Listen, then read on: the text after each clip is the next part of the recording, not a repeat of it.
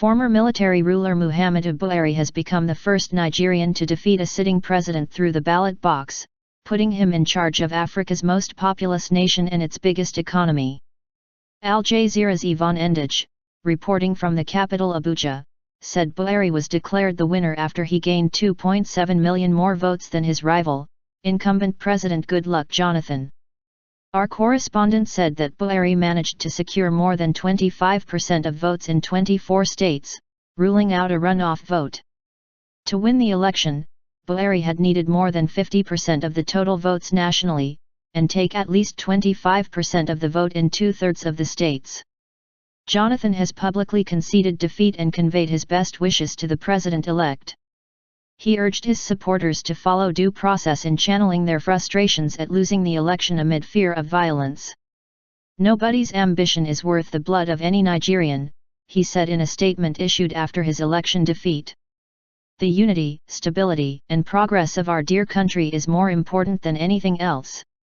The All Progressives Congress, APC, party earlier said that Buhari had received a phone call from incumbent Jonathan during which he immediately conceded defeat and congratulated him on his victory. "There had always been this fear that he might not want to concede, but he will remain a hero for this move. The tension will go down dramatically," Lai Mohammed, spokesman for the APC, said. Victory for Buhari marks the first time in Nigeria's history that an opposition party has democratically taken control of the country from the ruling party. Al Jazeera's Harun Mudassar, reporting from Lagos, said there was shock that Jonathan had congratulated Buhari and that violence had not followed the announcement. In the 2011 election, more than 800 people were killed in protests after Buhari was defeated by Jonathan. The announcement has been greeted with celebrations across the country, Mudassar said. "Many people are excited and hope this will mark a new beginning and move the country forward." Hundreds of Buhari's supporters gathered to celebrate outside his home in Abuja, with some brandishing brooms to symbolize his promise to clean up corruption. His supporters told Al Jazeera that the vote was free, fair, and without irregularities as the country ushered in a new era.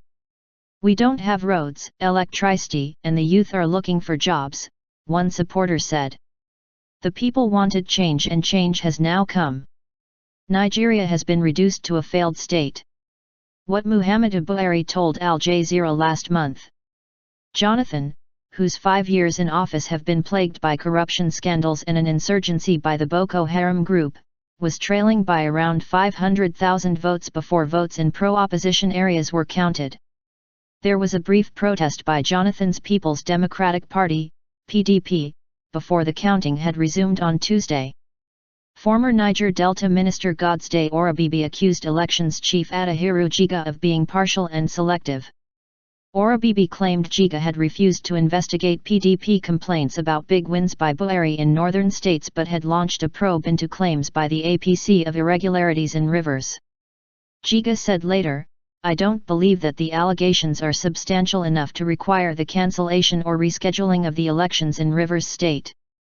We will take the results." International observers gave broadly positive reactions to the conduct of the vote, despite late delivery of election materials and technical glitches with new voter authentication devices. Nigeria's Transition Monitoring Group, which had observers across the country, said, "These issues did not systematically disadvantage any candidate or party."